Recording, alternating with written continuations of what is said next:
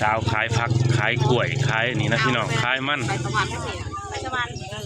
แตงถุงก็ได้แตงเอาแหนถุงหนึ่งเอาจะกอดไว้ถุงได้ก็ได้เก็บเค็มก็มีกล้วยทอดมีลูกชิ้นยางลูกเส้นกินแล้วพะโล้ไม่เลยไอดีพ่อแม่พี่น้องวันนี้บ่าววิสิพามาย่างตลาดแถวบ้านนอกเขาเนาะแถวชนบทว่าสิเป็นจังไดนะพี่น้องเป็นตลาดเพิ่นขายแถวบ้านนะแถวชนบทในหมู่บ้านแห่งหนึ่งเนาะในประเทศสปป.ลาวนะพี่น้อง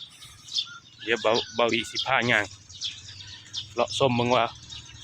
สิมียังแหน่ขายเนาะไปกันเลยพี่น้อง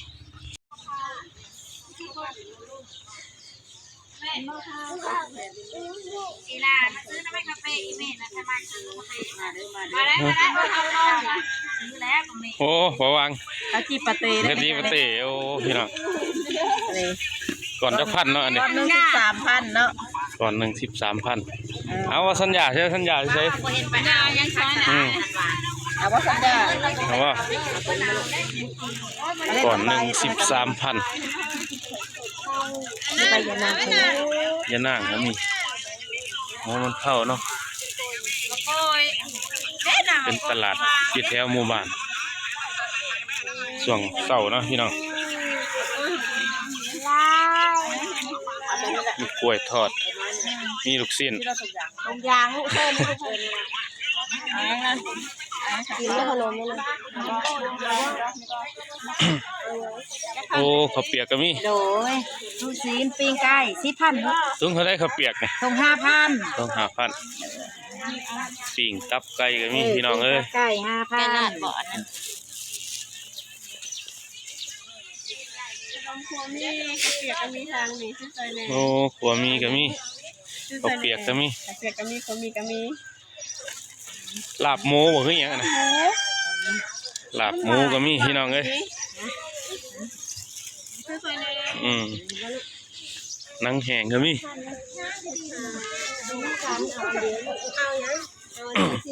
นี่แหละพี่น้องเอ้ยตลาด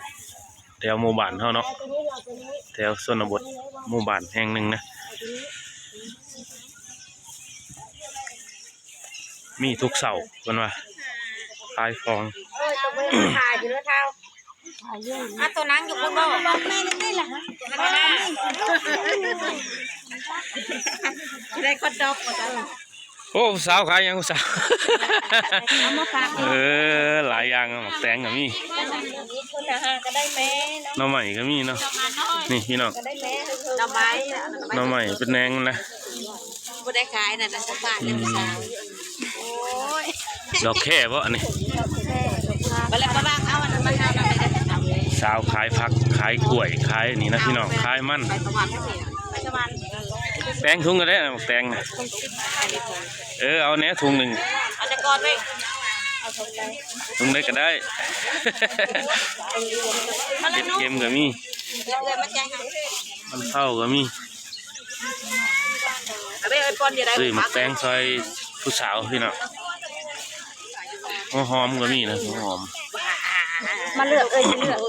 แล้วเอามาไปกินนะปูก็ได้เด้อเบิร์ดอ่ะบักบ่มีบนปูเอาละปูสักกระสัก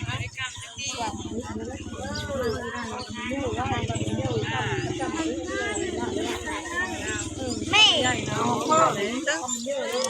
เอาเลยเด้อเป็นตลาดยามมื้อเช้านะพี่น้องอยู่แถวชนบทเนาะกล้ามเด้อกล้ามพอมีเด้อ